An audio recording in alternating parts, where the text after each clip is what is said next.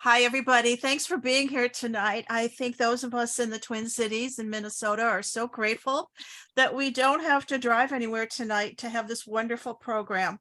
So I want to thank our guests and the Eastside Freedom Library and the Roseville Library for their co-sponsorship of this program. And I want to thank all of you who have been or are members of the Ramsey County Historical Society or the Eastside Freedom Library, and who are supporters of the Roseville libraries. We can't do these programs without you, and we so appreciate all of your support.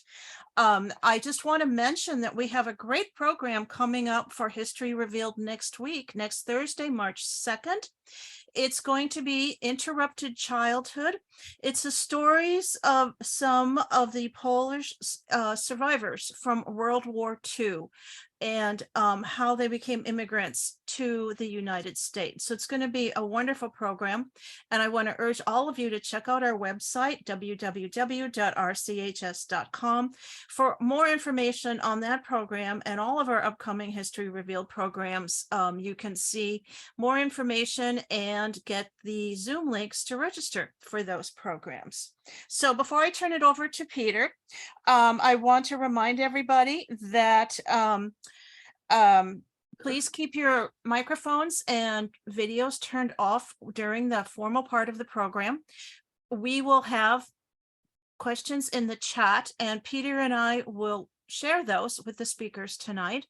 And at the end of the program, if there's time after the questions, we'll be able to turn off the recording and you can share. We'll turn everybody's cameras and microphones back on, and you can share things that perhaps you don't want on the recording. So again, thank you all for being here. The Ramsey County Historical Society has a statement that acknowledges the sacred Dakota land. Minnesota Mekoche, the land where the waters are so clear they reflect the clouds, is the ancestral and contemporary homeland of the Dakota people.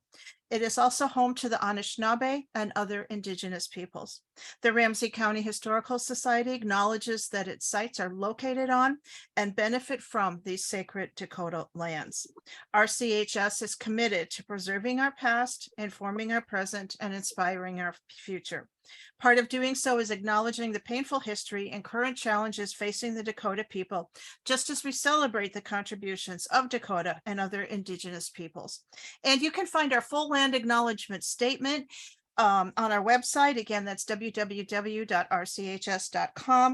And that includes actionable ways in which RCHS pledges to honor the Dakota and other indigenous peoples of Minnesota Mekoche. I want to say a quick thank you to our other partner, Subtext Books. You can find Call Him Jack and other books from our History Revealed series at Subtext, and it's subtextbooks, all one word, .com, and they're in downtown St. Paul. So again, I urge you to check them out. They're a great independent bookstore. So again, thank you all for being here tonight, and I'm going to turn it over to Peter. Thank you, Robin. I'm delighted to be here representing the Eastside Freedom Library and hosting Yohuru Williams and Mike Long, and all of you have come on board for the conversation.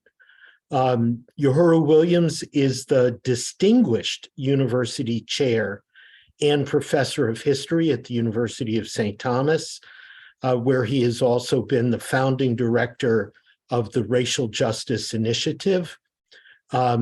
Yohuru has worked with the likes of Ken Burns, has his own videos, has had quite a presence on YouTube, has really been central to the project of making African-American history accessible to wider audiences, both inside schools and beyond.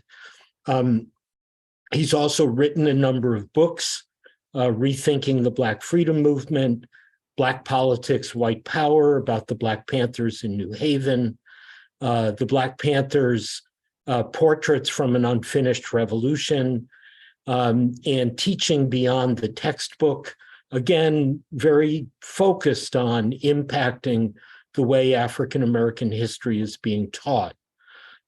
Mike Long comes to us from Central Pennsylvania. where he's close enough to Hershey that he probably has lots of chocolate in his cupboards. Mike has written a number of books exploring the intersections of the civil rights movement and the GLBTQ rights movement. He has authored another biography of Jackie Robinson, a spiritual biography. He's written about Thurgood Marshall. It's really great to have Mike with us, and maybe he'll tell us all where we can get a Brooklyn Dodgers hat like the one that he has. So we're going to turn things over to them. Yohuru has a PowerPoint that he's going to share with us. Both of them will speak. We want to encourage you to put your questions in the chat, and Robin and I will be tracking them, and then hopefully we'll have time for an informal conversation after the formal Q&A. So Yohuru and Mike, we're all yours.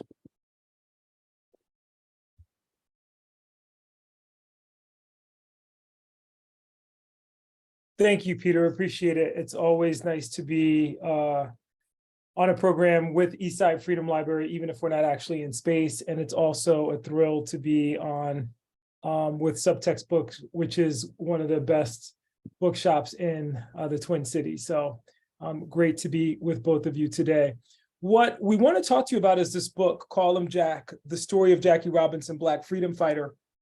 And to just give you some sense about why we wrote this book, why we thought it was so important, and also in the process to begin a conversation about rethinking Jackie Robinson and his place in conversations about the long Black freedom struggle. And I want to do that tonight to begin. Michael and I want to do that tonight to begin by looking at a contemporary controversy. But before we even do that, I want to begin with the words of James Baldwin, where I always like to start. And Baldwin was famous for saying, "The world changes according to the way people see it.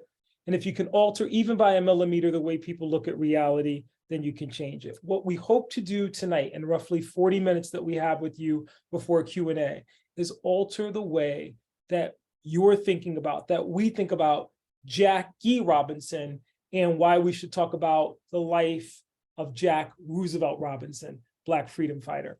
I want to do that particularly here in the Twin Cities, and it's nice to be able to talk about this at home by going back to the murder of George Floyd and what was happening in June of 2020. And I want to revisit the sermon that Al Sharpton gave for George Floyd here in Minneapolis in June of 2020, where in kind of talking about the murder of George Floyd, he made very powerful comments about how George Floyd's story has been the story of Black folk. And in the process, what Sharpton did was try to place George Floyd's murder in the context, the larger context of African-American history, and this metaphor of African-Americans having the knee on their neck. I've always appreciated Sharpton's words in that particular context because I think he did a good job of placing the murder in a larger context. But I also would like to suggest to you tonight that in the way that he framed the murder, talking about George Floyd's story being the story of Black folks, one could also argue that Jack Roosevelt Robinson's story is the story of Black folk in America.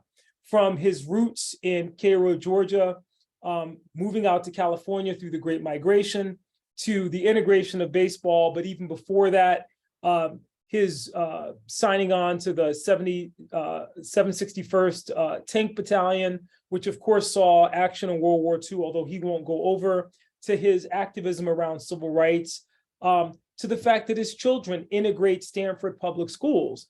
In a lot of ways, the Robinson story, the story of that family, is the story of Black folk. And so understanding Jack Roosevelt Robinson, not simply in the context of what happens on the field of play, but in terms of his life, becomes a very important way, a different window to look at Robinson and the Black experience.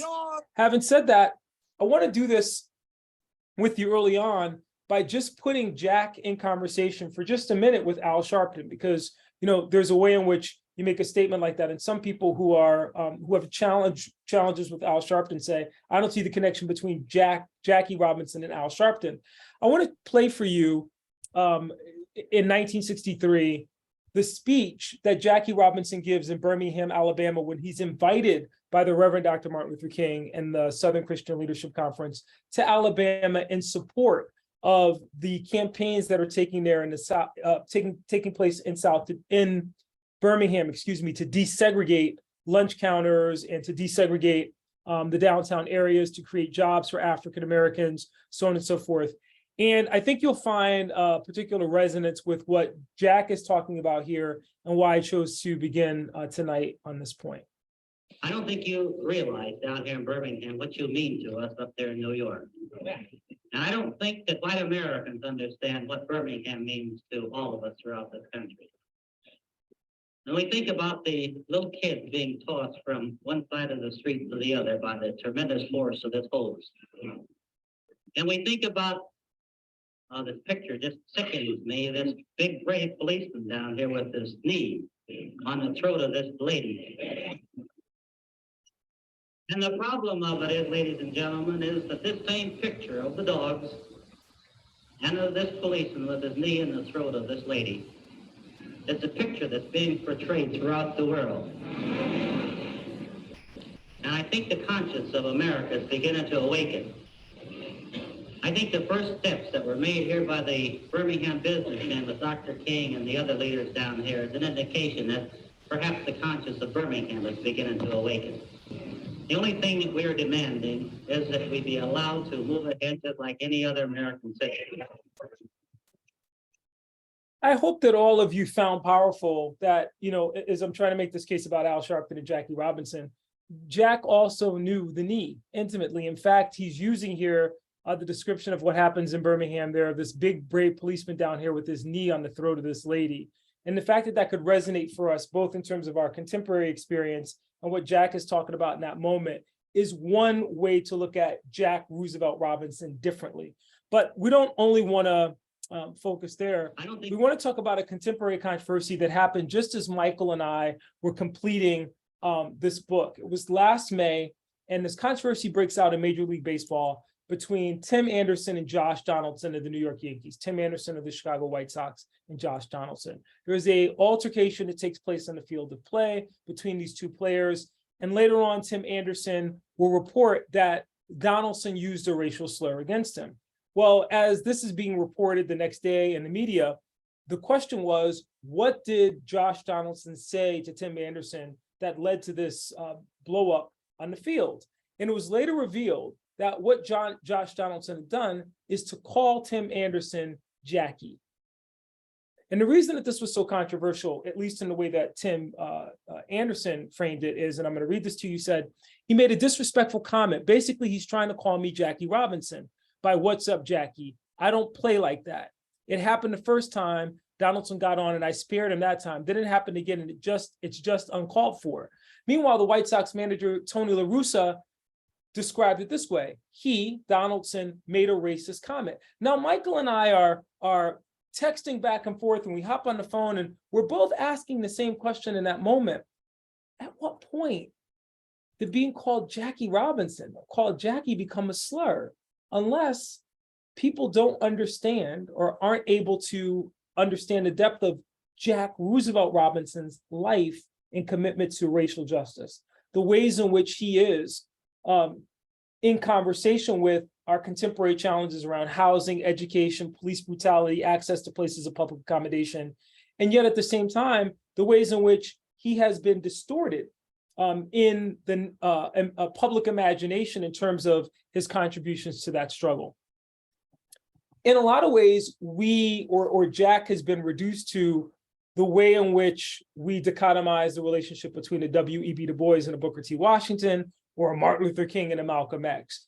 Jack is made out to represent what W.E.B. Du Bois famously described as that old attitude of submission. And you see it in this cartoon from the turn of the century, and you see it in the words of W.E.B. Du Bois, and you see it in these cartoon representations from the 1960s that show, civil rights versus Black power. And in this image of Jack Robinson on the left with Jim Brown and Sammy Davis Jr., and this idea that Jack was kind of the past, and Jim Brown and Kareem Abdul-Jabbar and Muhammad Ali were the future. And I want to suggest to you that that's problematic any number of ways, but I also want to point out the person who might be partly responsible for that and that's Muslim minister Malcolm X. November of 1963, Malcolm writes an editorial, a letter to the Amsterdam News, lambasting Jackie Robinson. And in that piece, in addition to calling Jack Mr. Ricky's boy, and suggesting, as I'm going to read to you here, that you prove that your white bosses had chosen the right Negro by getting plenty of hits, stealing plenty of bases, winning many games, and bringing much money through the gates and into the pockets of your white boss. He suggests that Robinson is also a tool of the white power structure because of what he does with regard to Paul Robeson. I'm going to read this to you very quickly. They sought desperately to find another Negro who would be dumb enough to champion their bankrupt white cause against Paul Robeson. It was you who let yourself be used by the whites, even in those days, against your own kind. You let them sick you on Paul Robeson. You let them use you to destroy Paul Robeson. You let your white boss send you before a congressional hearing in Washington, this capital of segregationville, to dispute and condemn Paul Robeson because he had these guilty American whites frightened silly. And he concludes, your white boss sent you to Washington to assure all the worried white folks that Negroes were still thankful to the great white father for bringing us to America, that Negroes were grateful to America despite our not being treated as full citizens, and that Negroes would still lay down our lives to defend this country through the same white government wasn't ready nor willing to defend Negroes, even in those days, Jackie. He underscores it with this Jackie. What's interesting about this, and I just want to disentangle this for just a second before I turn it over to Michael, is that if you go back to that testimony that Jack delivers before the House Un-American Activities Committee in 1947 in response to Paul Robeson. First and foremost, if we look at what Jack himself wrote about in his autobiography, he's conflicted. For the very reason that Malcolm X suggested, I'm going to read this to you from Jack's autobiography. I was not sure about what to do. Rachel and I had long talks about it. She felt I should follow my instincts. I didn't want to fall prey to the white man's game and allow myself to be pitted against another black man. I knew that Robeson was striking out against racial inequality in the way that seemed best to him. However, in those days, I had much more faith in the ultimate justice of the American white man than I have today. This is not a Jack Robinson that we are accustomed to seeing, but it's not only in the intimacy of hindsight that Jack betrayed himself as a freedom fighter and standing up for Black justice. I want to go to the testimony itself. There's two parts to Jack's testimony that we highlight in the book. And this is really the essence of the work that Michael and I wanted to do, to recover a historical Jack Robinson versus the ahistorical creation of Jackie Robinson, a creation of Wendell Smith, a creation of the American press, a creation of Branch Rickey, and a creation at various times that Jack himself was complicit in. If you want to understand this in a way that's more academic, think about it in the same way that Manning Marable describes Malcolm X in his book, Malcolm X of Life, A Life of Reinvention. That in some sense, the Jackie mythology that surrounds the man is the way that we tend to think about Jack Roosevelt Robinson, and yet there's a difference between Jackie and Jack, and that's what we wanted to get at in this book.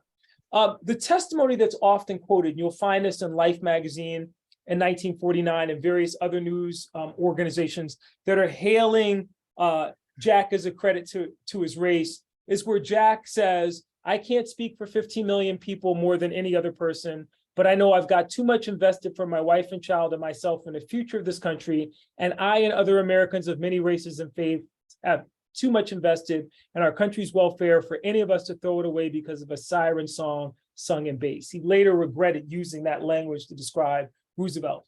And the other part, and that's often quoted, is here, I'm a religious man, therefore I cherish America where I'm free to worship as I please, a privilege which some countries do not give. And I suspect that 999 out of almost 1,000 colored Americans who you would meet would tell you the same thing. What they don't quote is this part of Robinson's testimony, which is why we thought it was so important to recover this historical Jack. And as Michael will point out to you, to look back at his youth and to understand that this is not an anomaly, that there's a tension here, that Jack, even in this moment where he has the national stage and the national spotlight, doesn't run from. I want to read this to you very quickly. White people must realize that the more a Negro hates communism because it opposes democracy, the more he's going to hate any other influence that kills off democracy in this country. And that goes for racial discrimination in the Army, and segregation on trains and buses, and job discrimination because of religious beliefs or color or place of birth. This doesn't get wide coverage in the newspaper. It's not reprinted. And another thing that the American public ought to understand is if we are to make progress in this matter, the fact that it is a communist who denounces injustice in the courts, police brutality, and lynching when it happens doesn't change the truth of his charges. And so Jack here is making the case that talking about the messenger doesn't change the discriminatory practices, the behavior which have happened. And he's calling attention to this. He concludes, just because communists kick up a big fuss over racial discrimination when it suits their purposes, a lot of people try to pretend that the whole issue is a creation of a communist imagination, but they're not fooling anyone with this type of pretense. And talk about communists stirring up Negroes to protest only makes present misunderstanding worse than ever. Negroes were stirred up long before there was a Communist Party, and they'll stay stirred up long after the party has disappeared, unless Jim Crow has disappeared by then as well. This is the historical Jack that we wanted to recover in this volume. In fact, my last 2 minutes before I turn over to Michael, I want to share this with you. In 1963, shortly before Jack goes down to Birmingham to support the young people, the Southern Christian Leadership Conference in that contest, Jackie Robinson is inducted into the Baseball Hall of Fame. And one of the people who speaks on Jack's behalf that evening at the Waldorf Astoria in New York City is the Reverend Dr. Martin Luther King. In that moment, Dr. King describes Jack in this way. He says, Jack was a sit-inner before the sit-ins and a freedom rider before the freedom rides. In fact, I want to read this to you. He has the right, more rightly, because back in the days when integration wasn't fashionable, he underwent the trauma and humiliation and the loneliness which comes with being a pilgrim walking the lonesome byways toward the high road of freedom. He was a sit-inner before the sit-ins. He was a freedom rider before the freedom rides. One would be tempted to assume that in that moment, Dr. King is just doing this because he's trying to connect in some tangible way the integration of baseball to what's happening in terms of the Black freedom struggle in that moment and the sit-ins and the freedom rides. But the reality is what we uncover in this book can be encapsulated in this short piece that I'm going to share from you, from Kim Burns, Jackie Robinson, and Michael will pick up on the other end of this and talk about Jack's early life. Just going to contextualize this in this way for you. Jack, when he enters the military, has this encounter on a Texas bus in 1944. I'll let the story tell itself. But again, in terms of talking about Jack's relationship to the larger Black freedom struggle, it's a good indication of why we think that the recovery of this historical Jack puts him in greater conversation, particularly in our contemporary moment, with events today that show him being part of this long Black freedom struggle, and not what we picked up in Tim Anderson and Tony La Russa and other people kind of suggesting that in some sense, Jackie or Jack's activism is a dirty word because he represents a more passive approach. There was nothing passive about Jack Roosevelt Robinson. I'm going to play this for you. Michael will pick up on the other end. In early 1943, the club's directors pledged their support to Ricky's plan to integrate the Dodgers. Ricky immediately instructed his scouts to begin searching for the right man.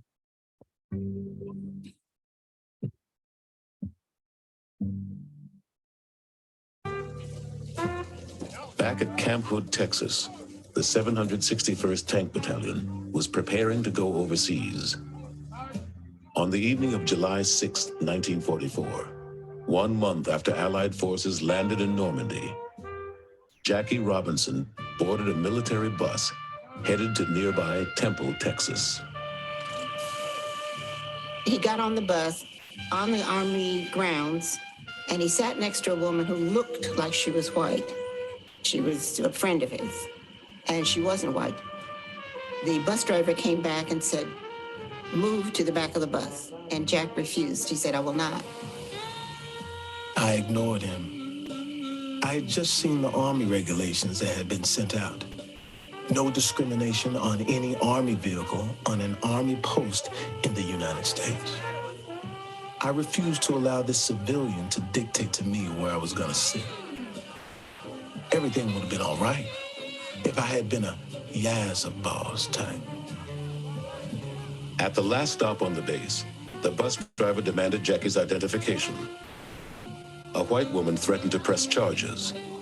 Witnesses recalled Jackie swearing at her, but Robinson claimed that he had only told the bus driver, "Quit fucking with me." The military police arrived and were disrespectful to Robinson. He refused to back down. Think about the number of black men in 1944 who challenged white authority in such a bold way, not just refusing to give up his seat, not just refusing to do what he was told, but to actively stand up and swear at them.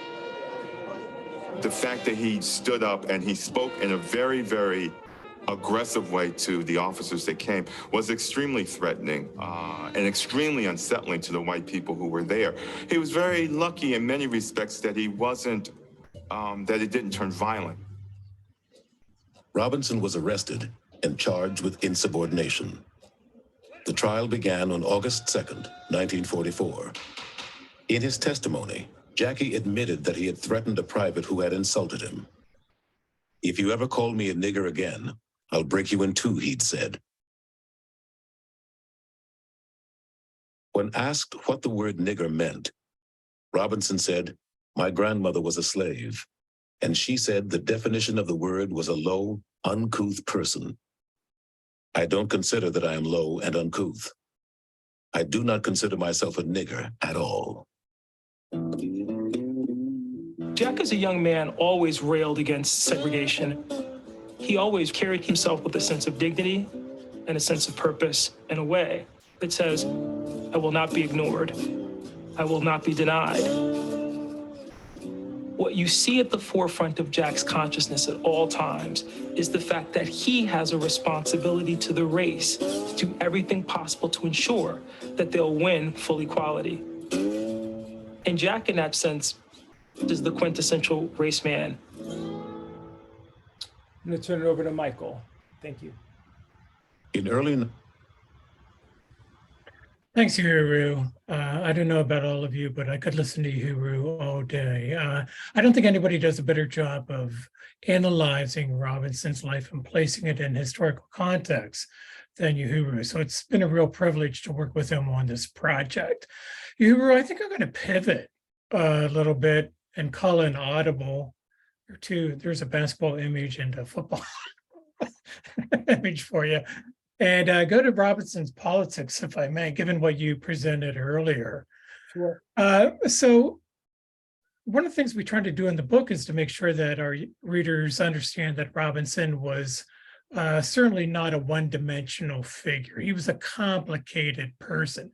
And you caught some of that in Yohuru's comments. The other thing we tried to make sure that our readers understand is that Robinson was much more than a Hall of Fame baseball player. He was indeed that, no doubt about it. And his role in Major League Baseball in U.S. history is dramatic and monumental. He doesn't shatter it, he cracks the color barrier in 1947. He wins the Most Valuable Player Award. He goes on to win the National League's Most Valuable Player Award. I'm sorry, in 47, he also won the Rookie of the Year Award. And then he compiles these Hall of Fame statistics under incredible pressure. So as I hope you know, while he's taking the field or standing in the batter box, he's thinking that there might be somebody in the stands who's going to harm him. So not only is he performing at a really high level, Hall of Fame level, but he's doing so under intense pressure, the pressure of racism, pressure of bigotry, and so forth. And we highlight that in the book, no doubt about that. But what we really want our readers to understand is that Robinson was much more than a baseball player as well. And we do this in part by focusing on his civil rights work and his politics. In the front end of the book, we really focus on his young life and the great athlete that he became and some of the inspiring lessons that he learned from his mother.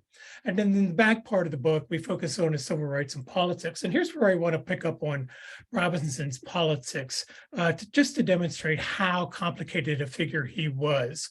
And just to let you know, I'll talk for a few minutes and then we'll open it for Q&A. So please put your questions in the chat if you would, so we can get to those and then have an open chat.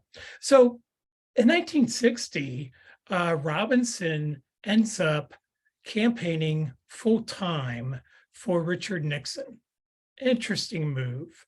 Rachel Robinson, by the way, she turned 100 last year. Amazing woman in her own right. Rachel Robinson supported John F. Kennedy. She was a Democrat to the bone. And Robinson was just really flexible in terms of his politics.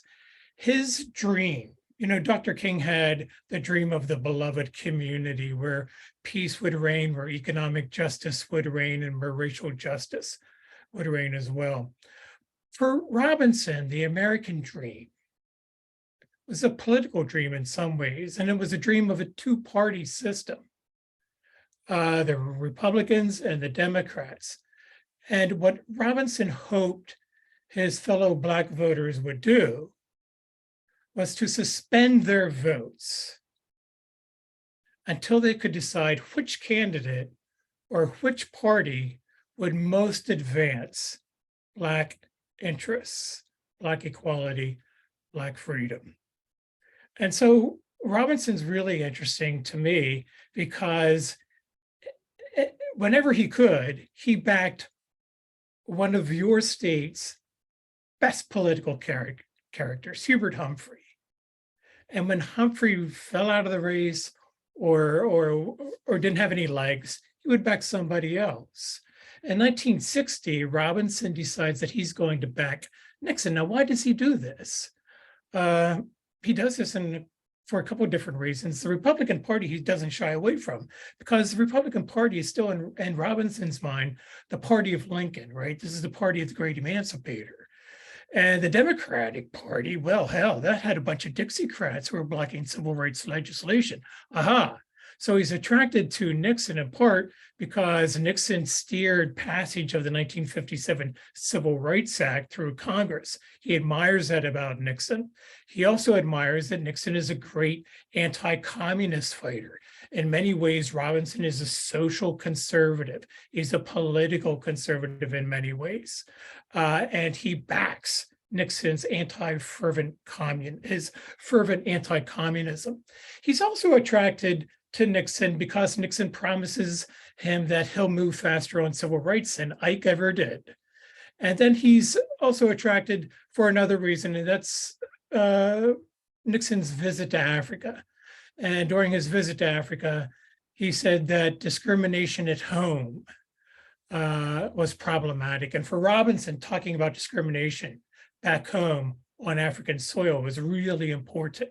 And so for these reasons, he thinks that Nixon is going to be the candidate to advance Black interests. He doesn't quit. He takes a leave from his job at chock full of nuts, where he's the vice president of personnel. And he joins Nixon's campaign. And during the campaign, he rubs up against Robert F. Kennedy. In fact, while he's in Minneapolis, I believe, Robert F. Kennedy criticizes him as busting the Union at chock full of nuts, about tamping it down and about being an anti-union person. And Robinson takes a great offense at that. But he continues to back Nixon throughout the campaign. He also thinks that Kennedy is a wealthy, white, privileged person. He meets Kennedy in a Georgetown home. It's owned by Chet Bowles, who was a former governor of Connecticut. And he says that Robinson said that Kennedy told him he didn't know Black interests very well. He wasn't too familiar with them. And that sets Robinson off Kennedy as well. He backs Nixon, but he sort of sours on him when Dr. King ends up in Roseville State Prison in Georgia. Robinson really wants Nixon to call Coretta and to express his understanding and his sympathy about her husband being in jail. And Nixon says, no, I won't do that. It's grandstanding. That's Nixon's words. And Robinson comes out of that meeting and he has tears welling up in his eyes. He sees William Safire, future columnist for the New York Times, and just rants about Nixon. And there's a chance that Robinson is going to drop out of the campaign. And eventually Branch Rickey intervenes and encourages Robinson to stay the course. Robinson does. He eventually sours on Nixon again when Nixon doesn't advance civil rights as the #1 point of agenda in future Republican presidential campaigns.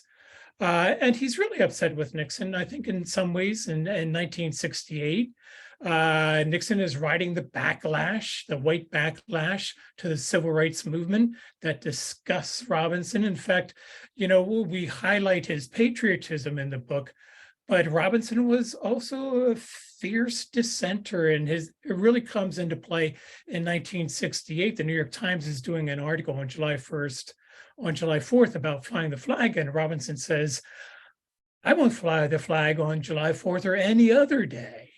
And he says that he won't do that because he's become disenchanted with Nixon and the white backlash, and he believes that the flag has become captive to the white supremacist movement.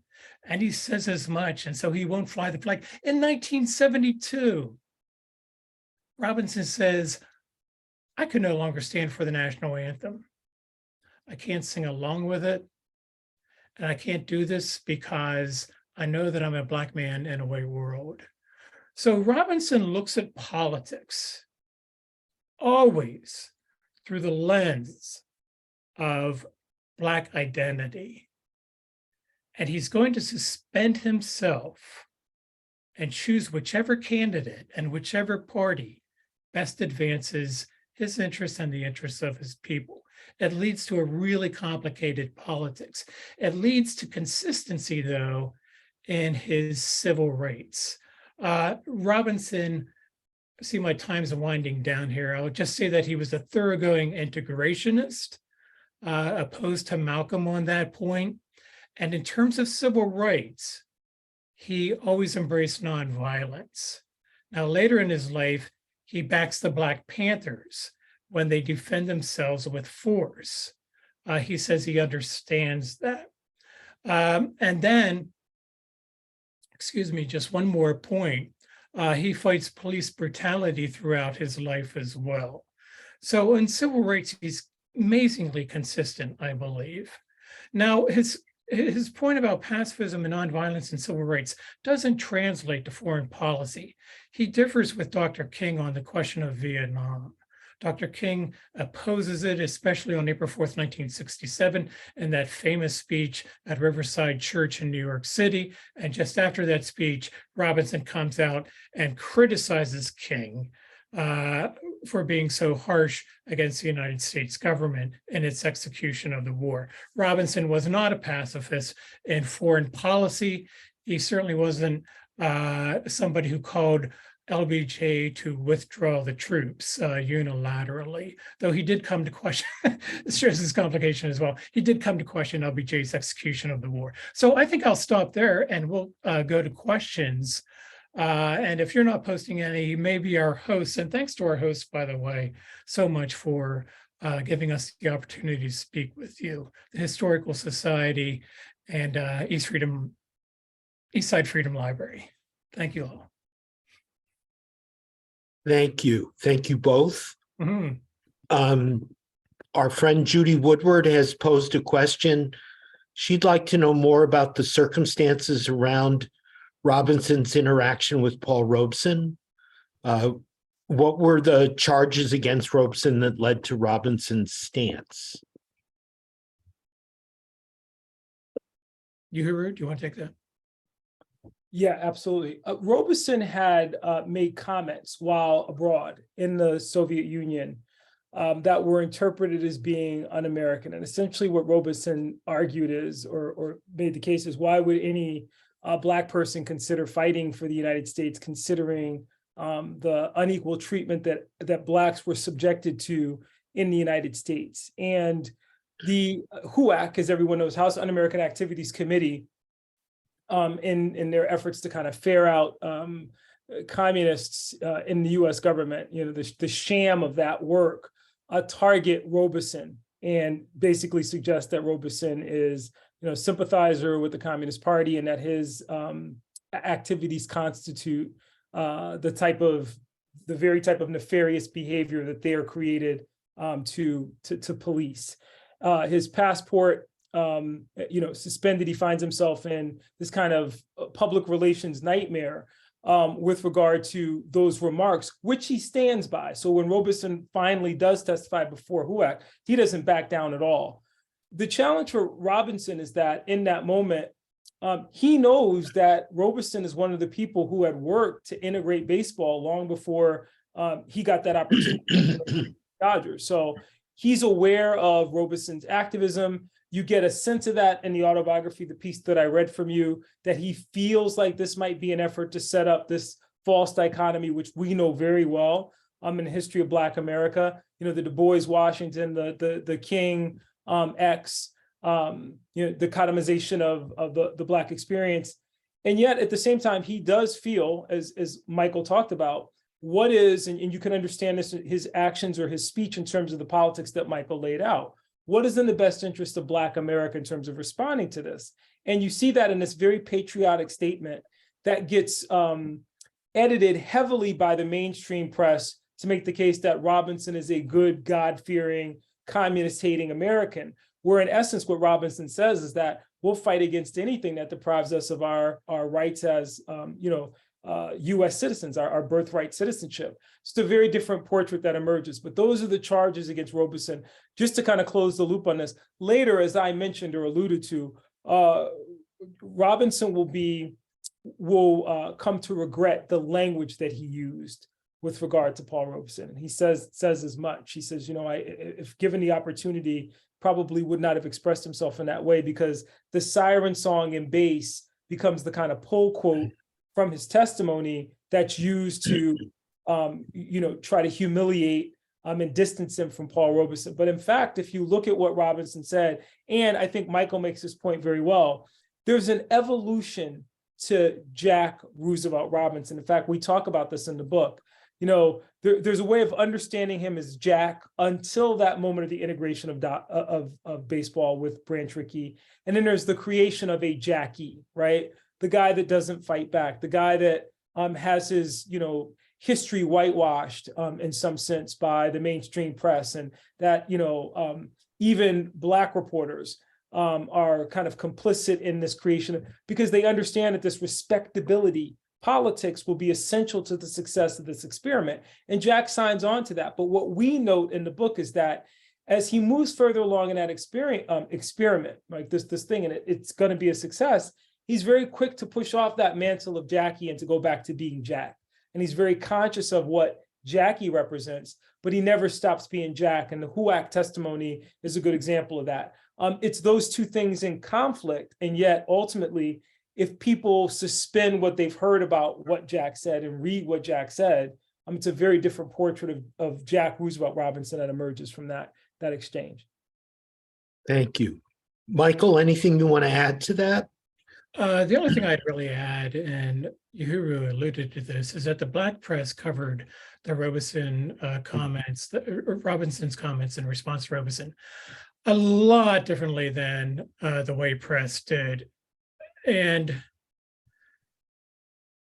when I started researching Black newspapers and their take on Robinson, and when Yohuru did the same, it was really eye-opening. I mean, you get a completely not completely, but you get a radically different view of Robinson in Black newspapers than you get in white newspapers. So for those of you out there who love research, I encourage you not to go just to the New York Times or researching things, but go to the Pittsburgh Courier, go to the New York Amsterdam News, go especially to the Chicago Defender. For me, that's an excellent, that's probably the most militant Black newspaper that's of the big Black newspapers. But yeah, I just wanted to highlight that. Great. Thank you, Mike. Mhm. Barbara Benner, you had your mechanical hand up. Are you there? Robin, can you unmute her and allow her her audio to speak? Yeah, I don't have a keyboard, so I couldn't put my question in the Fine. chat. Great. When I was about 12 years old, I saw Jack Robinson, I don't know which name he used, speak at a public library as, I think he was Commissioner for Human Rights for the state of New York. And I was wondering if you knew anything about that part of his career. You want to speak to that first, Mike? Sure. Well, he worked in community relations for the Rockefeller administration.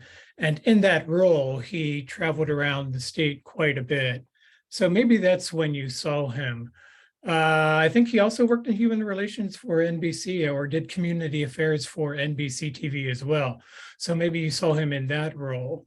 I can tell you also he traveled around the state of New York when his son Jackie Jr.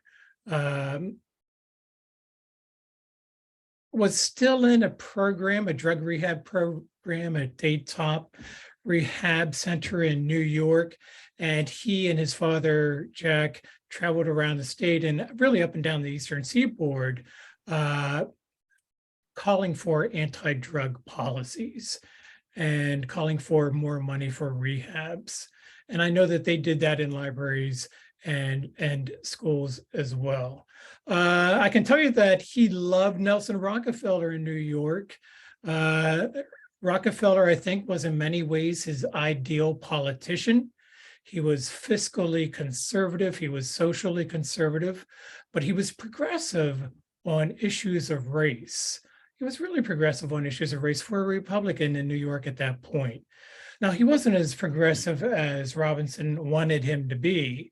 I think when Rockefeller responded to the prison uprising, Robinson was really upset about that. He was also upset when Rockefeller decided to slash welfare programs in New York, and Robinson thought that really harmed minority folks in New York. But yeah, in many ways, Rockefeller was one of his favorite politicians. He liked George Romney, Mitt's father, because of the same thing, progressive on race issues and conservative on other issues. And in my state, Commonwealth of Pennsylvania, he was a big fan of William Scranton. In fact, he talked with Scranton about the possibility of running for president.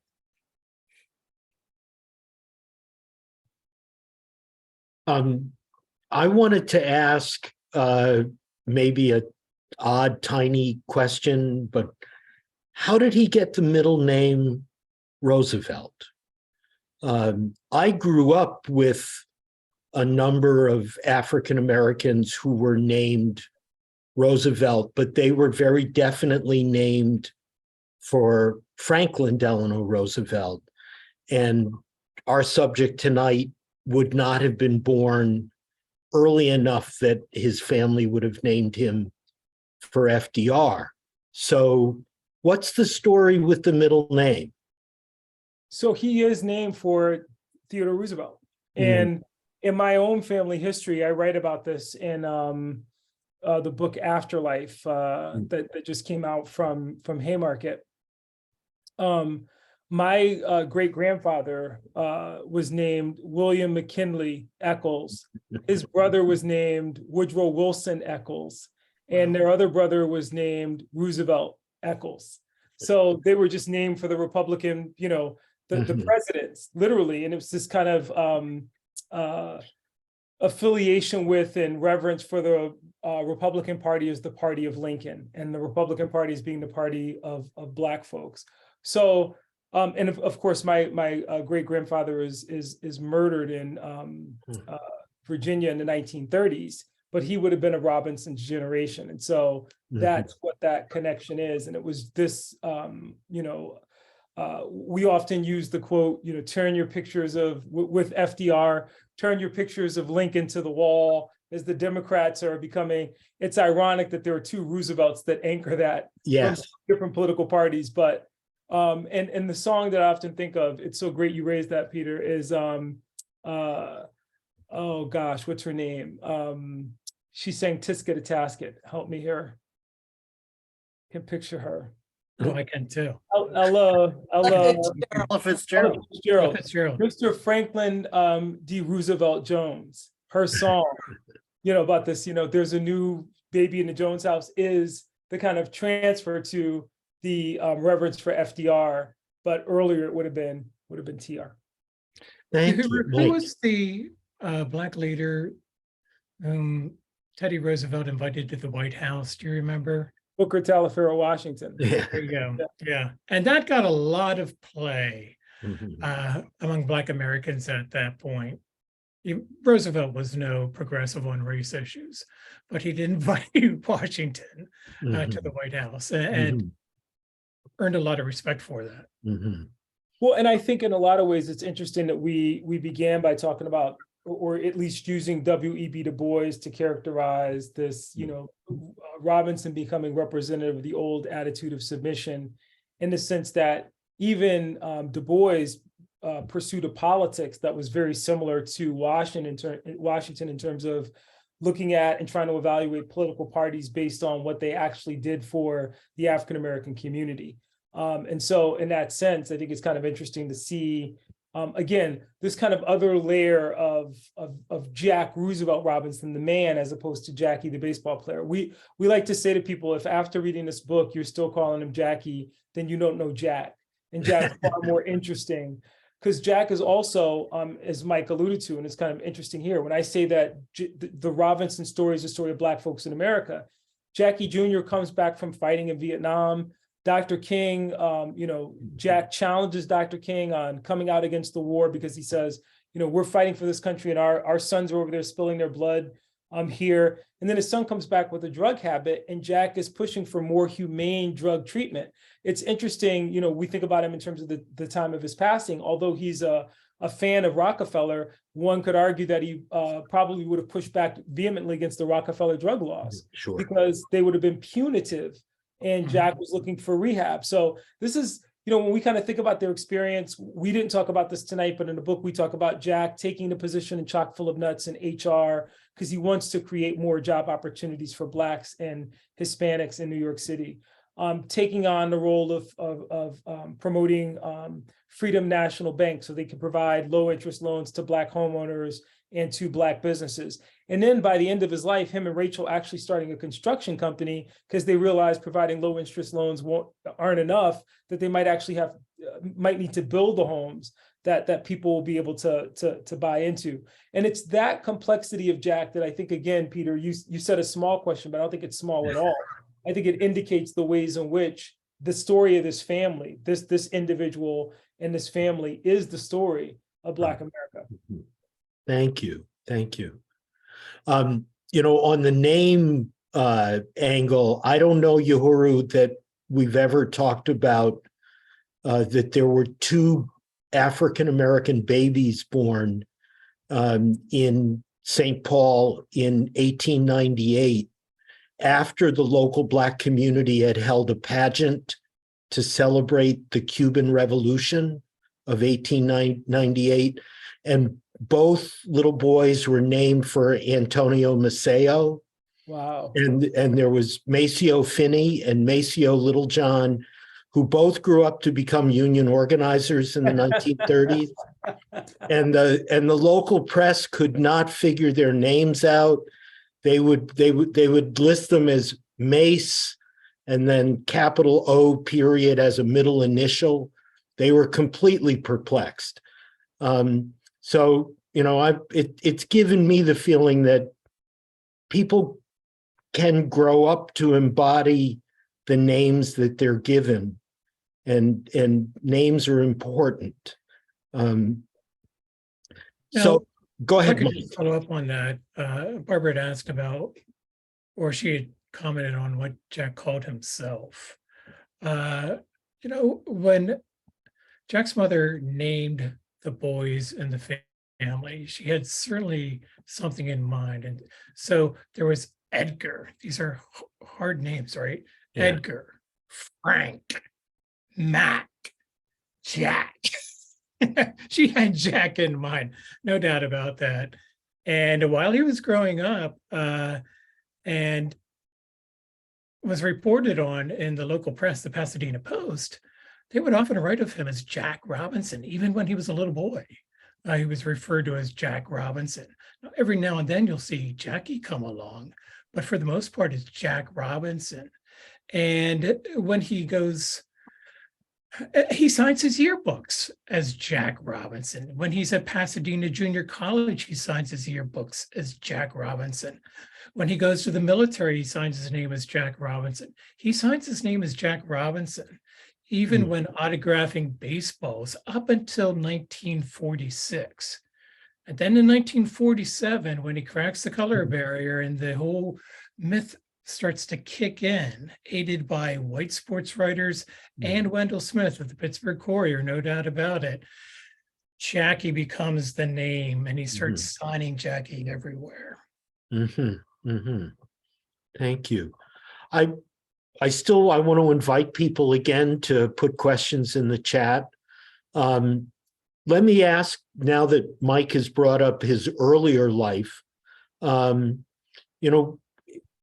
if you would say a little bit about the Negro Leagues and the relationship between the Negro Leagues and so-called Major League Baseball, and how that kind of transition happened, and kind of what the consequences were for the Negro Leagues. And do you want to start, Mike, and I'll pick up?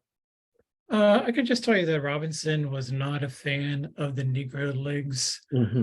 He certainly didn't like the conditions that they played in. He didn't like the segregation that was part of the Negro Leagues. And quite frankly, he was disappointed in some of his colleagues. Jack had a high expectations of morality from other people, and he believed that some of the colleagues in the Negro Leagues didn't live up to that. And he would talk derisively about that. Let's see, what else can I tell you about the Negro Leagues? He did really well in the Negro Leagues. And there's always some discussion over whether he was the best player in the Negro Leagues. And maybe Yohuru can talk a little bit about that in terms of rookies picking or selecting Robinson. But Robinson really had awesome statistics. He went to Kansas City Monarchs right after the military.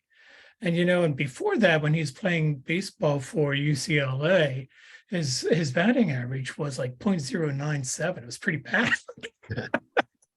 But the Monarchs knew that Robinson was an excellent athlete, and that average was a fluke. So he excelled in the Negro Leagues, even as he didn't like them. Of course, when he was brought into Major League Baseball, his entrance there really contributed to the demise of the Negro Leagues. Yohuru, do you want to add to that? Yeah, sure. I'll add a couple of things. The thing that I loved about working on this book, even though at one point I was chief historian of the Jackie Robinson Foundation, is I am not a baseball sports person at all. I am interested in Jack, and I'm interested in the Negro Leagues, but I wasn't really interested in Major League Baseball. And I wasn't kind of granular with my knowledge of the Negro Leagues until we were working on this book, and I became fascinated with them.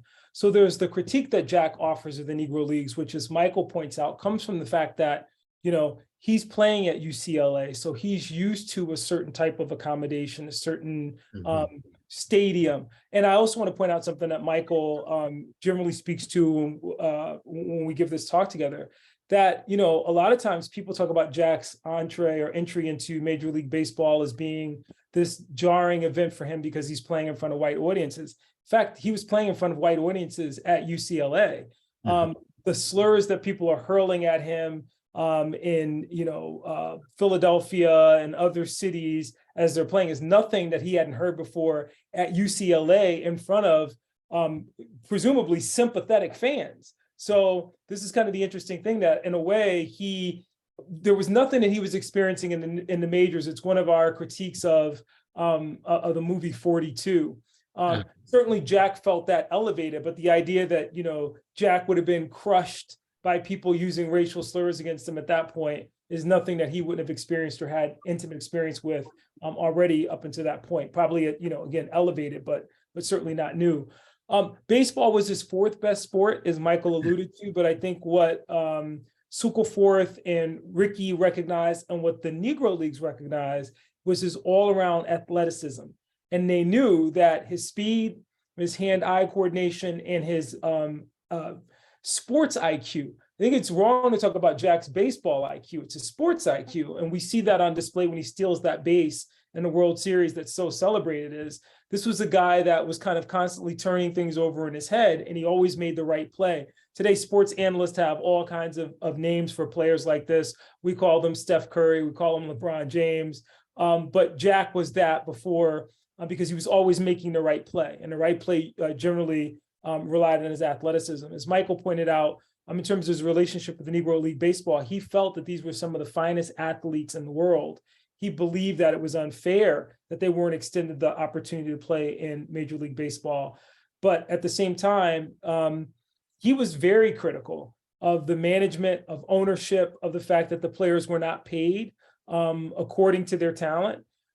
He was willing to accept, to a certain extent, the segregation argument, but there are plenty of stories of Jack on the road, and the one that we tell in the book that's one of my favorite is that when they go to get gas one day at a segregated service station, Jack, they're not allowed to use the restroom, and Jack demands that the attendant take the gas pump out of the bus, and they're not going to get gas, and his teammates are aghast. They're like, we got to get to the next game. And Jack insists that they're not going to purchase gas where they can't use the restroom.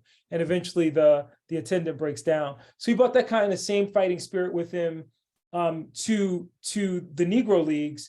But I think ultimately, Peter, the point that you're making and the point that Michael alluded to is that this, like so many other moments, is the demise of a Black institution, which at that point served in a very powerful way the Black community and was a opportunity for socialization, for organizing, that's lost as a result of integration.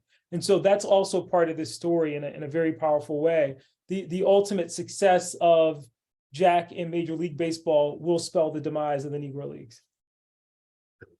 That's a great answer. Yeah. Is there more you guys would say about the movie 42?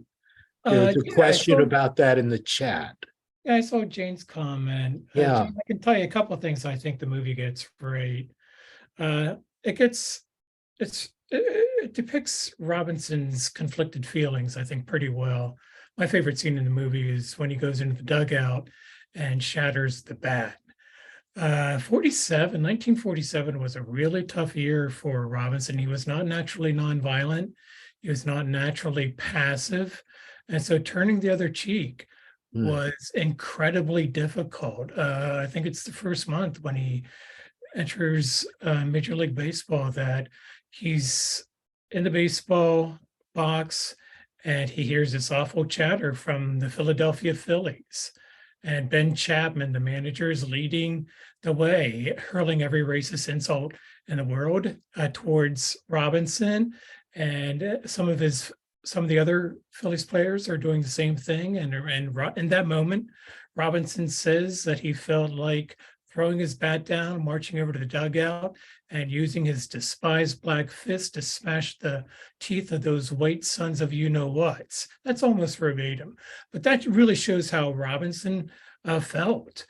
He turned that anger into muscle and excelled in 1947, becoming Rookie of the Year. The other thing I think the 42 gets right is related to this story. On October 24th, 1972, Rachel Robinson is in the kitchen. She's making breakfast. Jack is in the shower. She hears some sort of commotion, and Jack runs into the hallway and he yells Rachel's name. She knows that something is wrong. She runs down the hallway, and Jack holds her tight. He's not wearing any clothes. He's just come out of the shower. He gives her a big hug. He tells her he loves her, and then he collapses and dies. And that moment really encapsulates, I believe, the relationship of love that Jack and Rachel shared. They had differences. There's no doubt about that. Rachel was much more into the women's rights movement than Jack ever was. and she exerted herself in some ways that Jack didn't really rally around in the beginning. But they had an intense relationship of love and intimacy. And I believe that the film captures that pretty well as well. Yohuru, do you want to follow up? I think you got the big ones. My critiques of 42 are, I think in some sense, unfair, because the movie making is meant to reintroduce a generation to Jackie Robinson in a venue and through a medium which we're accustomed to, at least in terms of talking about historical films, making allowances. And so, I think that there's a lot wrong there, but I think in terms of depicting what segregation was like, demonstrating that this was not just Jack's cross to bear, but Jack and Rachel as a couple, how integral Rachel was to that process. And what we pick up in the book, that, Rachel goes on to get a degree in psychiatric nursing and has this whole career, and there's tension there, but it's a relationship between, this strong Black couple that produces 3 children who aren't perfect, who are navigating an increasingly changing world, evolving themselves personally, and yet they persevere. That I think is the quintessential American story, not the story of a Black baseball player who integrated and made whites comfortable with a Black man playing baseball. So I like that 42 doesn't simply deliver that story, but hints at the various actors who are along for the ride in this journey. The thing that Michael and I talk about, that I wish that Spike Lee had told Jack's story when Spike Lee was interested in telling the Robinson story, because I think he would have focused on some of Robinson's early life. And I'll only mention that when when Michael says that Jack was not nonviolent or naturally nonviolent, in his early years, there are plenty of examples of Jack fighting back. Jack was not to be trifled with. And we tell this great story in the book about what happens when a little white girl in his neighborhood decides to use a racial slur against him, and Jack retaliates, and her father ends up coming outside and getting in a rock battle with Jack, and Jack gives as good as he gets. My favorite story, or an early part of the book, is when Jack and his friend Ray Bartlett stage a sit-in. When Jack is just a teenager, they go to a lunch counter and they're not served, and they sit there. And despite the fact that Ray is getting jumpy at one point, Jack's like, we're going to sit here until we're served, and they're ultimately served. So, it's this spirit in Jack Roosevelt Robinson that we wanted to capture for a generation of young people, both as a way of recapturing or recovering this historical Jack, but also saying that, we have to be careful about narrative in a way that narratives are woven, particularly in African-American history. And I think this book probably resonates or will resonate with people now more than ever when we consider events in Florida, the AP exam, and DeSantis and others pushing back against so-called woke history. Jack's not woke history, that's American history, and it's American history because Jack's awakening comes with the same realization that Pauli Murray or Langston Hughes or Alain Locke or an Ida B. Wells or any of the luminaries we associate with African-American history had, that first-class citizenship was denied to people solely because of the color of their skin, how they chose to respond to that, whether we're talking about, Black communists, or whether we're talking about civil rights activists, or whether we're talking about athletes, was conditioned by the adjacency to that reality of their experience. Thank you. I want to mention, because most of us are here in St. Paul or here in Minnesota, that I want to encourage everyone to visit the Green Line light rail stop at Lexington and University, where Setu Jones created a of Roy Campanella's arms. In 1951, Willie Mays played for the Minneapolis Millers, and Roy Campanella played for the St. Paul Saints. And I don't know what circumstances Campanella faced in St. Paul, but I know that from stories that Willie Mays had to stay in a Black boarding house. He could not stay in the hotel with the white players.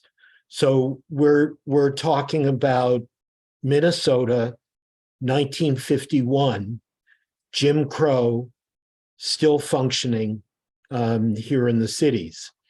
So it was great when Setu got the opportunity, the commission to create this art. It's walking distance from where the St. Paul Saints Stadium had been and Campanella had played. Of course, Mays and Campanella were both such outstanding athletes that I don't think either of them played even a full season before they got promoted to the majors. But that's a part of that history that's right here under our noses, right here in the Twin Cities, that lots of people are unaware of. In fact, Peter, just to kind of underscore what you're saying, I think in terms of Minnesota in particular, we go back to the 1920s and the killing of Jack Trice, you know, the Iowa State football star who was killed as a result of the drubbing that he is given while playing against the Gophers, and it's clearly racially motivated. But when his team comes to town, he has to stay at the Wheatley House. So even as we're pushing ahead talking about Campanella and Mays, the fact of the matter is it just demonstrates what most people aren't accustomed to hearing about good old Minnesota, that, you know, Jim Crow was alive and well here and baked in. You know, players would have experienced that, perhaps with a little less of the, you know, the overt sting that comes from the signs, but nonetheless, it was here. Yeah, so Robinson wasn't a fan of Campanella and Mays early on. He thought that Campy was a quietist, that he didn't speak out about a racial injustice. And he was really hard on Campanella and Mays. And I don't know about Mays, but Campanella and Robinson had a reconciliation of sorts, and Campanella ended up writing a chapter in one of Robinson's books. But yeah, there's another interesting of conflict in Robinson's history. His history is full of conflict. Well, it's great to complicate it by bringing in that he might have criticized other African American players for not being more outspoken. And Robin, you put something interesting in the chat. You want to read that out to us all? Sure. We have a wonderful article by Nita Presley in our Ramsey County History magazine in the recent issue. The link is in the chat. So this talks about the famous Green Book, locations that were in the Rondo community, in the Rondo neighborhood between 1940 and 1956. So it's a really great article, and you can download it right off of our website if you go to that link. So thanks, Peter. Great, thank you. Do you want to turn everybody's audio and video on? And yeah, let's we got do a that. little bit of time left. Let's see if We have a little bit of time. I think we'll be okay with the recording. There's not too many people here. And if we have a little bit of time, do you want to talk a little bit about Mr. Robinson's influence relationship with the NAACP? Sure, I can say that in 1956, the NAACP awarded Robinson the Spingarn Medal. This is the annual award for works of national importance, I believe. They gave that to Robinson. Robinson, at that point, says it's the highlight of his life, which is really significant, you know, given all those accomplishments that Robinson had by 1956 when he leaves baseball. One of the reasons he takes the job at Chock full of nuts is because the owner, William Black, has in effect given him permission to spend a lot of time on the road for the NAACP. So in 1957, 1958, he's on the road for the Freedom of Fund campaign, raising money and increasing the membership rolls, or trying to do so for the NAACP. And he really hones his speaking skills in 57, I think in 58. He's a huge supporter of the NAACP throughout his life. At one point, he criticizes Roy Wilkins for being too status quo, for not being militant enough, for being part of the old guard. And then he and Wilkins also have a reconciliation of sorts later, when they face some younger militants who harshly criticize Israel. and Jewish people. And he and Wilkins bond over that. But yeah, Robinson was part of the NAACP campaigns. He sided with NAACP over King in some ways when there were fundraising issues. He raised money for the NAACP. He and Rachel held afternoons of jazz on their lawn in Stamford, Connecticut, to raise money for the NAACP and the SCLC, Southern Christian Leadership Conference. So he and Rachel also tried to play a role of bringing those big egos together in one room and encourage them to fight for one cause. And believe me, Wilkins and King had big egos, and Wilkins was he was very sensitive. He was prickly. And so when he believed that King was stepping into NAACP territory, Wilkins stood up and fought back. Robinson tried to play a peacemaker in some ways. I would only add one of the wrinkles that we did not include in the book, but I think is kind of a good indication. In Baltimore, in the early 1960s, the Youth Council, Peniel Joseph always cautions the danger of trying to say that anything that doesn't look like civil rights is Black power, because there's militant civil rights and then there's a Black power. But there is a very militant youth council in Baltimore that is always kind of pushing the boundaries of what the leaders of the local chapter of the NAACP want to do. They actually name themselves the Jackie Robinson Youth Council. And so it's interesting that this kind of militant band of civil rights activists within Baltimore, when they're looking for a way to kind of distinguish themselves, name themselves after Jack. And they do that after Jack is invited to address them. And they kind of share, that they've taken his name and that they've adopted that fighting spirit in a way, which I think is always a neat story in terms of how we think about Jack. And today, at least for those young people in that moment, Jack was, the hero who represented fighting back in that way. I think he suffers in some sense, and I alluded to this when we first talked about it. I certainly talk about it in the Kim Burns documentary. And of course, Michael writes about it, that when you put him up against the Muhammad Ali or Jim Brown, or even a Kareem Abdul-Jabbar, Jack suddenly feels kind of like an anachronism. But in fact, those individuals were very complimentary of Jack. And you see Jack in subtle ways, not only being critical of Major League Baseball, but critical of Black athletes who don't speak out, the quietism that Michael spoke to, particularly with regard to Campanella. But then we also don't know the story of how Jack also facilitates the careers of Black athletes in other sports. And then famously, the story of how he even helped to facilitate Barack Obama's father's education here in the United States by virtue of him having his, finger in a lot of activities, all of which elevate kind of Black activism. So in terms of the NAACP, I kind of went a long way around to say this. Jack is very consistent in saying that he's not a hero. The real heroes are the people who are on the front lines of the civil rights movement.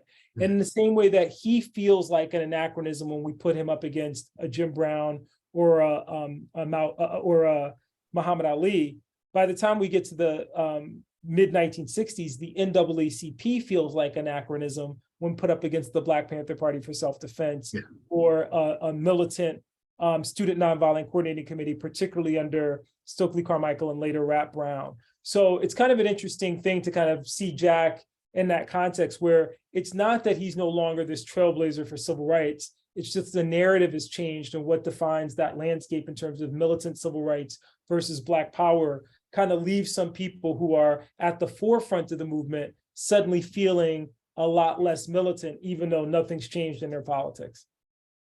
That's a great point. Mr. Curry, you want to ask your question out loud?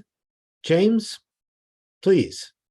Sure. Yeah, I was just curious about if there was any investigation into comparable salaries, if he was, vastly underpaid or maybe even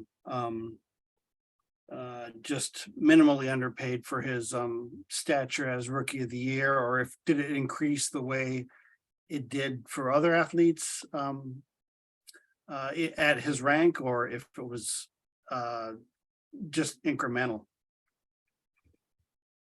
James, I can tell you that he was underpaid in his first couple years, and that Rachel Robinson played a key role in negotiations for a higher pay. And I think that's because she didn't think that Jack would do a great job of doing that, which is interesting to me. But yeah, Ricky wasn't known for paying high salaries in Major League Baseball. He was a shrewd businessman. Howard, I see that you grew up in Brooklyn. I don't know what Ricky's reputation was like there, but he was a shrewd businessman, no doubt about it. In fact, that's one of the reasons why he brought Robinson into Major League Baseball, to make those turnstiles tick. And they did with Robinson's entry. But he was underpaid, and Ricky would always try to get the upper hand in salary negotiations. So when somebody came into the office looking for a higher salary, Ricky would take the upper hand immediately, and he would say, well, the good news is that I've decided to keep you for next year, which sets the bar very low right away.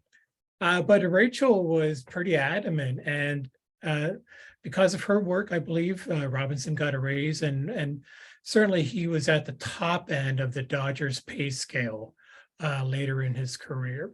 Earlier, after the first couple of years, he was certainly at the top of the pay scale. Ricky loved Robinson, and there wasn't any way that he was going to keep him low on the pay scale, no matter how shrewd he was. Thank you.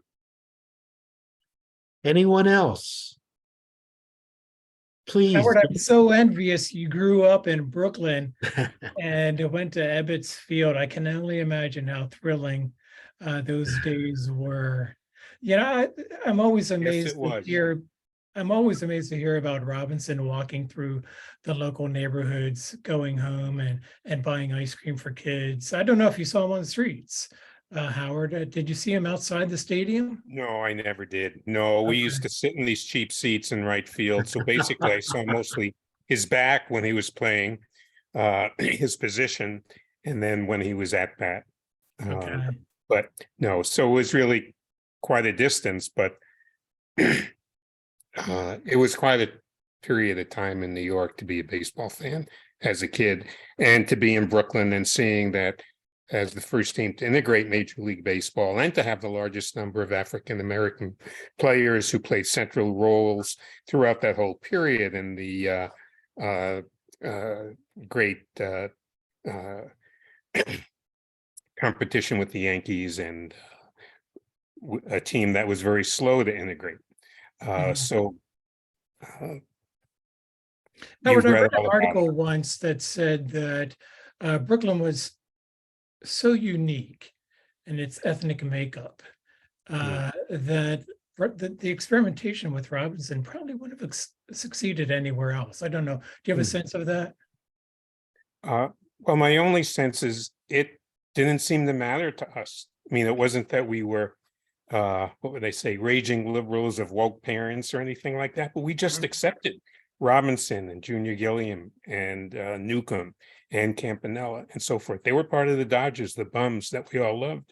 My neighborhood was largely Jewish, Italian, and Norwegian heritage, and we just cared about the baseball team and and the competition with the Yankees and the Giants, and that was important. And we'd get on a couple of buses and go to these cheap seats to watch games at Ebbets Field. So it was really quite wonderful.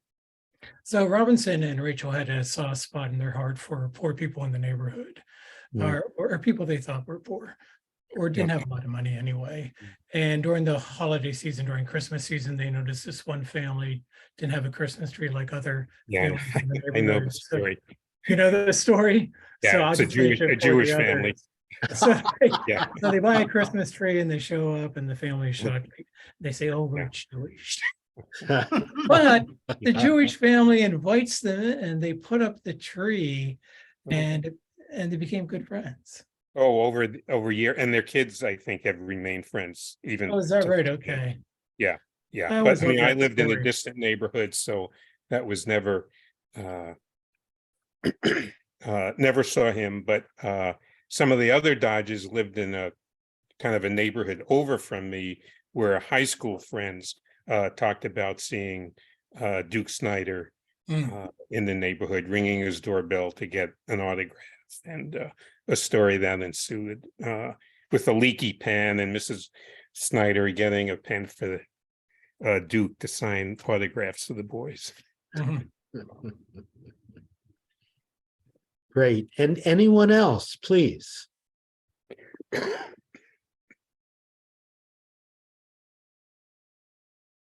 Everyone wants to get out and shovel tonight? 10 below, 10 below, leave it alone. So Robinson was a young man when he died. Yeah. Yohuru 52 or 53. I'm blanking on which. And he had complications from diabetes. You know, there's some people have suggested that he might have had diabetes when he was playing Major League Baseball, that there might have been signs of that. And we're not sure of the answer to that as far as I understand. But near the end of his life, he was blind in an eye. There was talk of amputation. He was in really bad shape. And he died of a heart attack, technically, and complications of diabetes. And there was an article last year. I wish I had it at hand and could tell you exactly what it is, but it would be easy to look up. And the authors make the case that Robinson died not only of diabetes, but also of racism. And these authors talk about how racism plays a really critical role in affecting the health of those who experience it on the wrong end, right? On the bad end of it.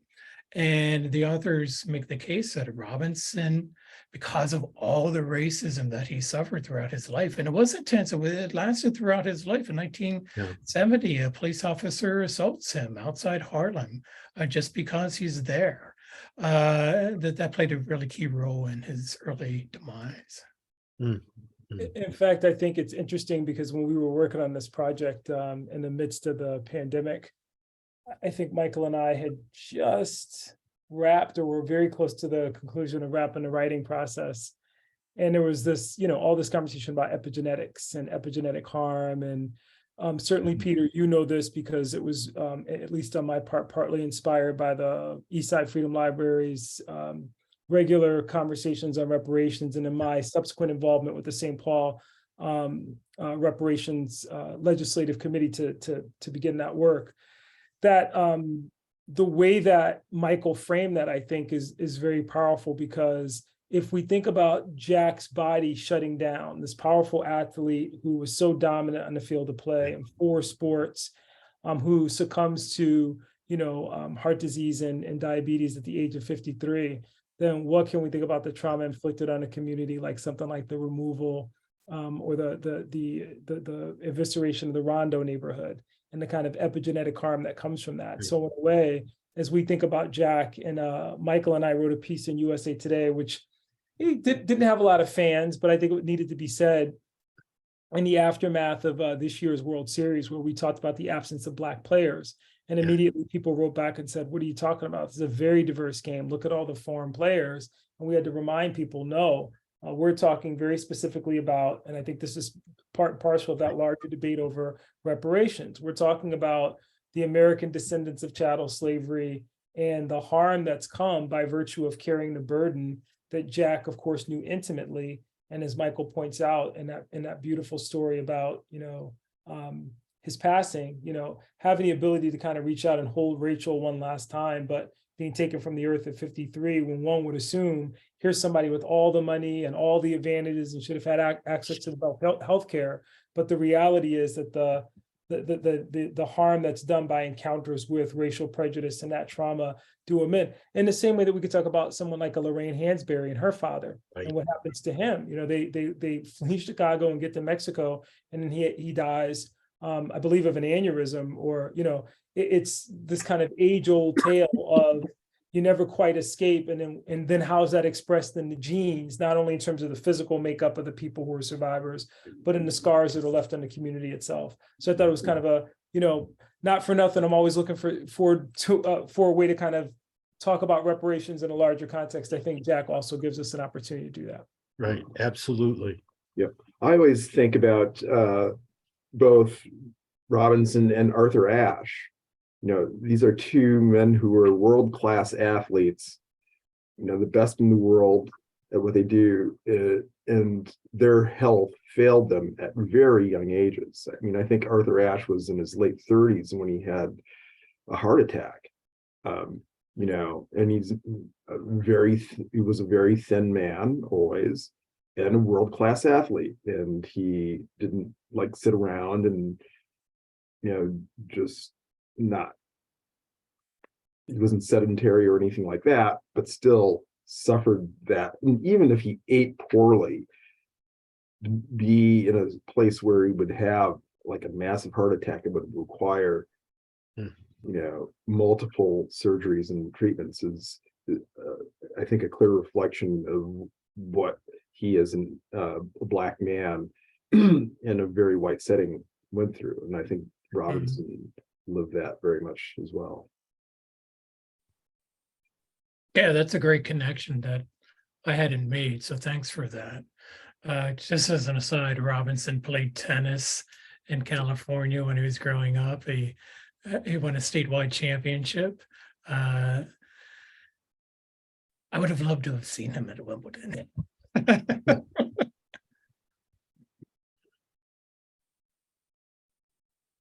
Well, I think that we've